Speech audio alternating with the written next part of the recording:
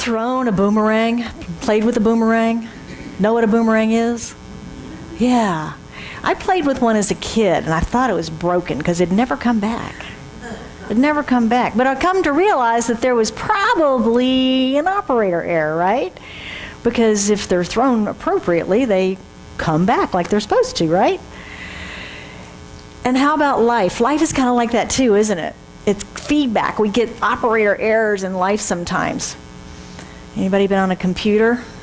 Yeah? You put in the wrong command, get that boink sound, one of those interesting sounds that Microsoft has come up with.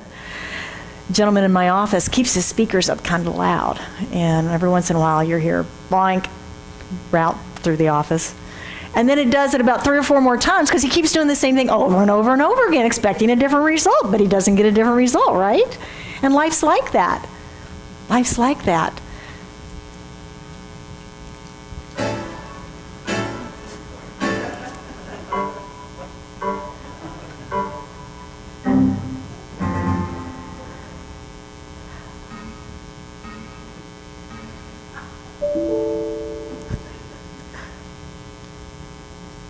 I like Windows 10. That's easy. That's a nice one, right? That's a nice one.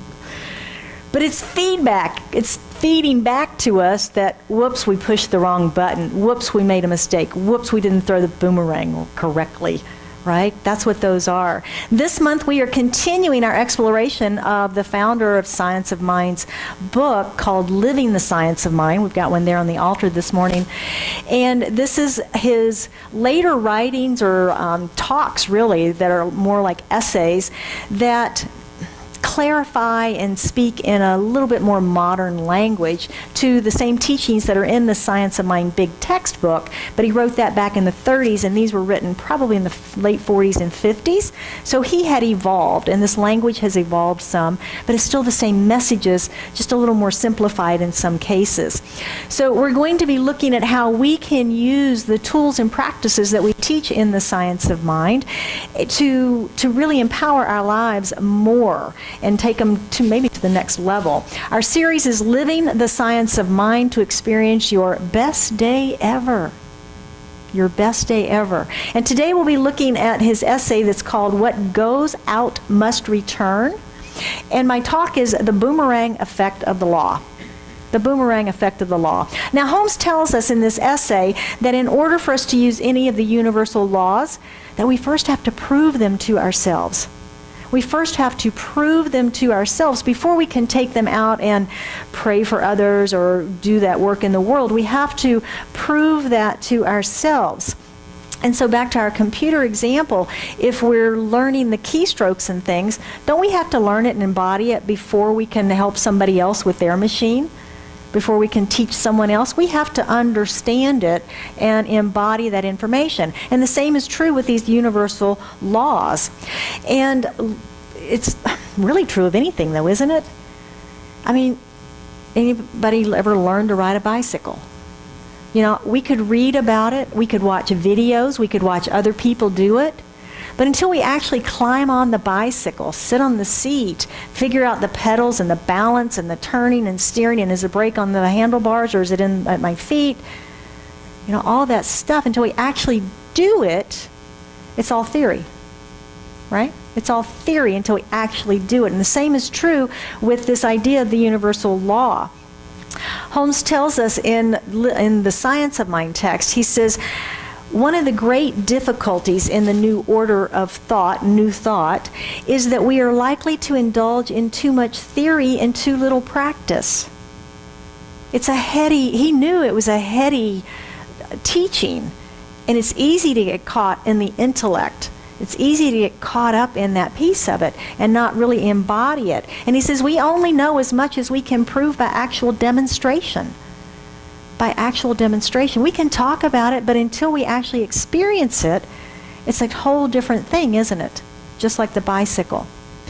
So it's true about universal law of creativity. We can theorize how it works, but we've got to practice it. It's sort of like our other spiritual practices, right? They work when we work them. Yeah, they work when we work them. So our first step to the successful use of the creative law is to prove it to ourselves. To prove it to ourselves. Anybody flown on an airplane? Probably, yeah, most people have. Well, I had the privilege of doing that this week. I flew to Seattle for Ministers Ongoing Education Conference, which was amazing, by the way. More to follow on that. I'm still stewing and steeping on all that stuff. But I listened to the flight attendant, for a change. I listened to the flight attendant. And, we all know the thing, right, about the oxygen mask? If we experience a change in cabin pressure, the oxygen mask will drop from above. You are to take the oxygen mask and put it over your mouth and nose, pull the straps tight, and breathe normally. Right? Well, I would bet, because I'm assuming none of us have actually done that. We've seen it 100 times. We've heard the directions 100 times. Well, they may have played a video for us. But in that moment that there is a loss of cabin pressure and those masks drop down, you're going to forget. Does it go over my nose or my mouth? Do I put the straps around my up above or down below? Oh my gosh. Breathe how? Are we going to forget to breathe? Probably for a moment. Because we've never done this before. It's still going to be a brand new experience unless we embody it, unless we prove it and practice it to ourselves. We're probably looking at that little bag and waiting for it to inflate, right? Yeah. So step one in our effective use is of the creative laws, to prove it to ourselves through experience. Just like the flight attendants say, put yours on first. Put your mask on before you help someone else. And the same is true here. Figure out and understand and prove the creative law in your life before you start helping other people. Because once we've proven this, Holmes tells us that I don't know about your experience, but I'll admit mine from 1999, 2000, when I first found Science of Mind and started learning about this. And we're all really good in the beginning because our enthusiasm and our excitement is so high, right? Princes, palaces, and parking spaces. Yeah, we all got that one down pretty quick, right? And it's like, oh, hey, I can pray for my Uncle George because he's really a pain in my life and I'd really like him to change. So I'm going to pray about him changing. And I'm going to pray about that situation changing. We kind of do that, don't we? We kind of start trying to change everybody outside of ourselves to make our life more convenient. That's the next step that Holmes tells us that most of us go through. Most of us go through that step because we believe that the power of mind is that we can influence and impact other people's choices. But that's not true, is it? That's not true, is it? Because, if we've got a partner that overindulges sometimes and my prayer is that you're going to stop doing that because I don't like it. If that worked, would we have any addicts on our planet right now? Because somebody loves every one of them, don't they? Somebody's saying a prayer for every one of them. But it's not changing their behavior, is it? Because it doesn't work that way. It doesn't work that way. Holmes tells us that this is only a phase, and that it is the first phase, and that we move through it and eventually realize that the aim of treatment is not the control of people and things outside of ourselves. We eventually begin to move to that place. He says we treat ourself. We treat ourself, our own mind, our own consciousness, no matter what the desired end may be, and gradually we learn that. As Emerson said, we must stay at home with the cause. We must stay at home with the cause. Because all of this is what? Effects. All of that is effects. We must stay home with the cause. We must stay home with the cause. And this is a crucial step, I think, in determining and deepening and understanding our use of spiritual mind treatment that we call affirmative prayer. We must treat our own mind, our own consciousness. I sometimes hear, I'm sending you a prayer. I'm sending you light. I'm sending you love. It's like, how do we do that? Is there this ether net thing out there that we send stuff out to people? Yeah, it's all here, isn't it? It's all here, right here within us. Our prayer is that we see the situation differently. We see it healed. We see it whole. We see the spiritual truth of each other. That is our prayer. That is our perspective, is seeing that, embodying that healed perspective of the other person and knowing that for them. Our thought does not go out to influence people, things, events, or circumstances. This is Ernest Holmes. He says our thought readjusts our own consciousness, our own thinking, to include a larger and more harmonious field of action. Our thought readjusts our own thinking, our own consciousness, to include a larger and more harmonious field of action. Rocking your world? A little bit? It's a shift, isn't it? He says we learn that when we get our own consciousness straightened out, things in our external world adjust themselves to meet our new and better awareness. Has this been your experience? When everything's right in your mind, is everything right in the world? I had this experience this week. It was really fascinating. What was it, Thursday night with that crazy storm? I was in Seattle, and I start getting all of these emails and texts and things from the commercial office building. The big storm that we had about a month ago literally took the roof off, a big metal roof off a commercial building that had been there for 14 years. And microburst, whatever. So we've been dealing with insurance and all the things that you deal with to get all that taken care of. And they're slow. So here comes this other storm, and the first email was, have property management bring more buckets. We need 25 more buckets. We can't catch all the water. So it was literally raining inside the building. It's like, oops. Fortunately, I had a property manager there that was on it and working on that and everything. So the next morning, because I wasn't in town, the owners decided to get involved. And the owners decided to not be so nice about some of their emails about the situation. And so I'm sitting in the last 2 hours of this conference, and I made the mistake of checking my email, right? We know better than that. But I made the mistake of checking my email. And as I did, a lot of that stuff came through, and I felt myself get angry. I felt all of the emotions start coming up. I felt my frustration coming up. I wanted to go call them and explain and talk to them and tell them how it really was and all that. And yet, the last 2 hours of the conference were really that summary, that deepening, that really special grace-filled time of connection with everybody. And I was sitting there stewing and missing it. And I realized, I had a conscious thought in that moment, you can choose your experience. You can choose to be in Phoenix, or you can choose to be in Seattle. You can choose to be in this room and be fully present with each one of these beautiful individuals in this room, or you can choose to be in Phoenix where you can't have any impact whatsoever because you're not physically there, right? So I made that choice, and I could feel it in my body, the thoughts going away for the negativity, the anger, the frustration, all of those things that had popped up, and became fully present and feel that love and that joy and that grace just rise up within me. And that's what we're talking about here. When it's straight in my mind, my world was straight. There was no longer a huge, massive issue in Phoenix.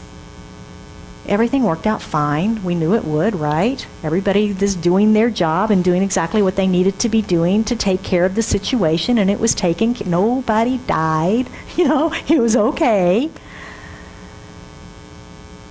But it was a great lesson for me to really recognize the power that we have in our own minds of our thinking, and how when we can pay attention to our thinking, we can experience more joy, more love, more life. It's a wonderful, wonderful experience. And Ernest Holmes tells us that this whole idea of how we use our word is that life is a circle, that all of life is a circle. And we see that. I was thinking about this as I was reading this earlier on. Planets are round, aren't they? They're not square. They're not flat. They're round. And they go in circles. And our seasons are kind of circular. And our circulation system in our body, water circles the drain. The law of circulation. It's all kind of a circle, isn't it? And that's what he's telling us about the way this works. We speak our word into the law, and it circles right back to us in form. We speak our word, it circles back to us in form. Once we've embodied it, and it has a place to return to. Once we've embodied it. And this idea, this law of reflection, life mirroring back to us, we see it even in Hinduism and Buddhism, don't we? With the concept of karma. With the concept of karma, our beliefs and our actions. So this is a universal law that we see that permeates all of the faith traditions. It circles back. Holmes provided a very good illustration in this essay that he wrote. And he's using the example of someone that's lonely and is seeking friends. Someone that's lonely and seeking friends. We've all probably been there at some point. It's like, I'd like to make some more friends. I'd like to have a bigger circle of friends, or maybe we've moved to a new town, whatever that might be. And he says the initial treatment that the person might say would be, wherever I go, I shall be met by love and friendship. I shall be received with joy, and I shall be appreciated. He says this person feels that his thought is going out to influence people that he comes in contact with. That's a pretty good affirmation, though, isn't it? That's a pretty powerful affirmation. And it might get some results. It might get some results, but it's not really impacting the people around you. Think of the responsibility that puts on people around you. You've got to be friendly to me. Well, again, it doesn't work that way, does it? It works when I become friendly. When I become loving, when I embody that which I seek to experience, when I am a friend, I will have friends because it will come back to me. It will come back to me. I can't put that burden on everybody else out on the planet to change yourself to be my friend, right? It's up to us to be the friend and receive friends into us. Receive friends into us. Holmes has beautiful words. He says, I love everyone. I am love. I am a friend to everyone. Nothing that is good is excluded from my consciousness. That takes it to the next level, doesn't it? From just that affirmation and putting it out to somebody else to do something, to I am. We're back to that I am portion. And he says he set up that center within himself that automatically radiates out into his environment. We've talked about the energy before. It is that change in the internal energy with the one.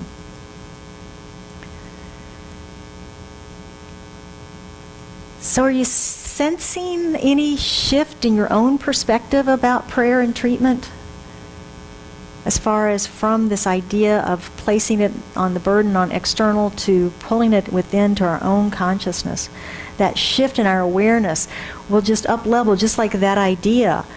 I am love. I am friendship. And that's what comes to me. I don't put the burden on someone else to be that for me. We must first become that which we seek to experience in our life. I think I've said that before, haven't I? I'm repeating myself. We do that. We do that. But it works in all areas of our life. It's not just in friendship. It works in our career. If we're in a career or a job that we're not happy with right now, and we complain about it and we resist it, we're creating more of that, aren't we? We have to find a way to find joy in some aspect of it, to be open to receive that new creation through us for that which it is that we do want to experience. Find that joy within the current job or career that we're doing right now, to allow that to become. Sometimes people are working for people that they think they could have their own business and do it better, right? What if they acted like they owned that business? What if they had a mindset in that business that if I'm owning this, and they owned their little piece of it, their little piece of the work of it? What do you think is going to happen? It's going to be a big change, isn't it? It's going to be a big shift within them. We can see the same thing in relationships. We must start right here loving ourselves. loving ourselves. And once we do that, then the world will love us right back, won't it? Imagine anybody loving us that, why would they if you don't love yourself, right? Yeah. And financial, basic law of prosperity. Act prosperous. Think prosperously. About no matter where you start. Remember Edwene Gaines' story when she was broke and starting to learn prosperity principles, and she went out and bought the most decadent thing she could find that she could think of in her world and her perspective at that time? Stuffed olives at the grocery store. She just thought that was the most decadent thing on the planet, and she invested in that, and it shifted her and her prosperity consciousness that she too was prosperous and opulent. Start where we are and grow from there.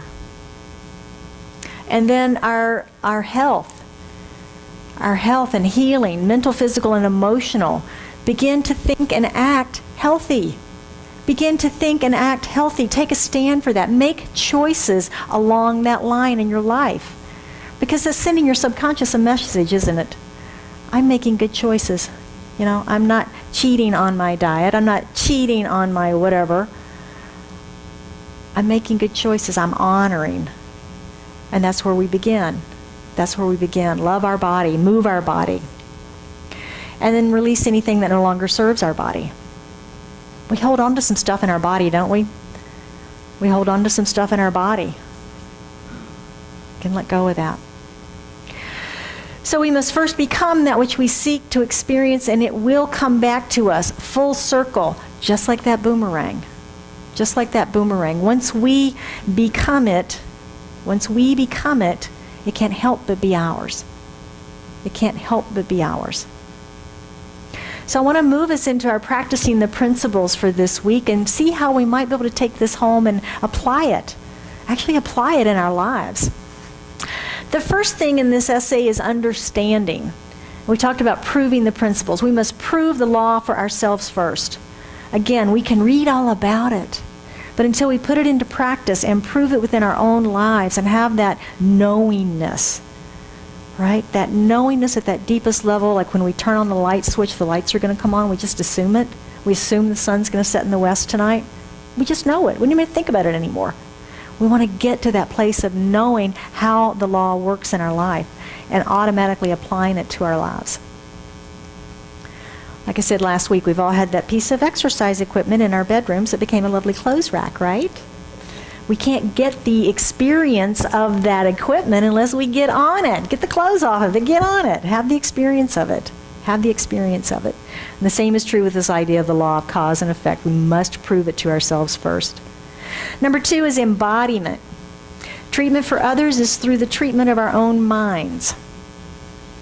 Treatment for others is through the treatment of our own minds. This can be a little challenging to assimilate, can't it?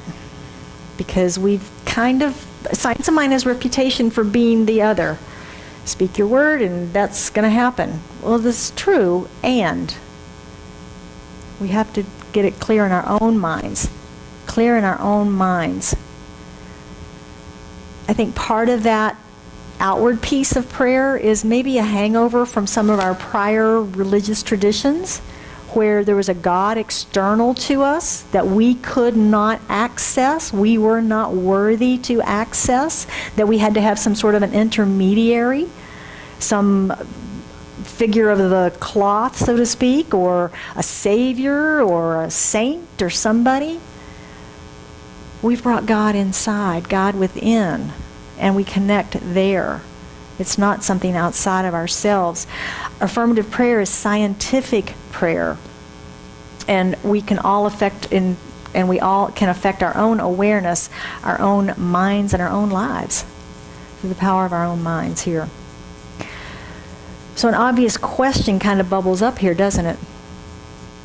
Do we even pray for anybody else besides ourselves? Absolutely. Absolutely we do. And it's like I said earlier, because if I am praying with you about friendship and attracting friends, I am knowing in my consciousness, in my awareness, and speaking the word for you, knowing your absolute wholeness, knowing that you are a spiritual being of the Most High, that you are loving, lovable, and loved, and letting fall away any of my own judgment of perception or perspective that says it's anything other than that. And when I'm speaking my word for you and about you, my prayer is that you hear that and you begin to recognize that, yes, I am a child of the Most High. I am whole, perfect, and complete. I'm okay. And that's why Holmes says we treat till we see a demonstration, because as trained practitioners and ministers, we can see that light in you. We hold that light for you, and we will continue to do so until you know it yourself, because that's what it takes. You have to know it for yourself. That's why our prayer team is so important for us, because sometimes all of us forget. We forget, and we need a little extra support. I have a prayer call every single week, with another minister that knows the truth of me, that knows my light, that reminds me when I forget. And we've got a beautiful prayer team available to us here as well. And the third is know, that knowingness. Once we've proven it, to really know it. Holmes says that life moves in a circle. Just have that visual, that life is moving in a circle, We realize that our thoughts we speak our word out and it manifests back in form. It comes back to us in form. That's how the creative process works. So if we wish to enlarge our experience, he tells us that we must increase our capacity to understand, to feel, to embody, and to know. We must increase our capacity. And again, once we become the thing we seek becomes ours. In most amazing and wonderful and inspiring ways, serendipitous events bring the good to us. So this essay is about the boomerang effect of the law, and it's really a core principle of the science of mind. I mean, this is taking it to the next level, isn't it? It's taking the idea of affirmative prayer to the next level. It's kind of like science of mind 2.0. You know, let's get into that higher realm. I want to close this out this morning with the final paragraph of this essay, because I think he sums it up pretty nicely for us. He says, again, we are brought back to the saying of Jesus, "Ye shall know the truth, and the truth shall make you free." In other words, if we really know the truth, capital T, the truth, truth will make us free, because the truth itself is freedom. It is wholeness. The truth is God. And God is free. And so are we. And so it is this morning. And I would invite you to join me as we anchor this in an affirmative prayer. So we just go within and we take that wonderful breath of life and recognize that life is all around us. It is in us, as us, and through us. And this thing called life is God. It is the source of all. It is universal presence. It is infinite intelligence, so far beyond what our finite minds can imagine. It is wisdom. And it is that unconditioned, unconditional love that just gives of itself in so many magnificent ways to its creation. To each of us, for each of us are its creation. I am a manifestation of the Most High. I am an expression of love. I am an expression of that infinite intelligence and wisdom. And I know that that is the truth of each and every one in this room and within the sound of my voice. For we are all of the one in the one, Spirit in form. So it is from this place of absolute knowing and absolute unity that I speak my word for and about each one of us here today, knowing, claiming, and accepting the absolute wholeness of each of us, that we are those divine beings of light, of love, of joy, of absolute perfection. We are spirit in form. We are spirit in expression. And as such, there is nothing broken. There is nothing wrong. We are simply the divine, loving life, enjoying life, and the creative expression through this thing that we call life in the macro. And I know for anyone that is facing anything in their lives that they're seeking extra prayer support around, we know the truth of that. We know that that is an effect of this world, that it is not cause. And we go to cause, and cause is God. Cause is love. Cause is all there is.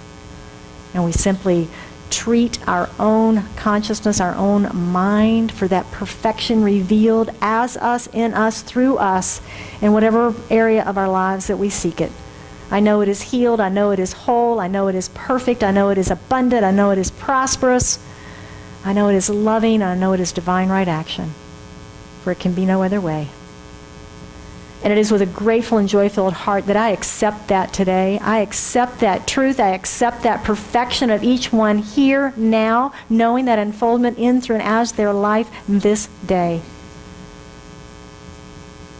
So I just release this with that great joy of knowing its manifestation, knowing that circular return of the good, accepting and claiming as we join together and affirm this for ourselves by saying, and so it is.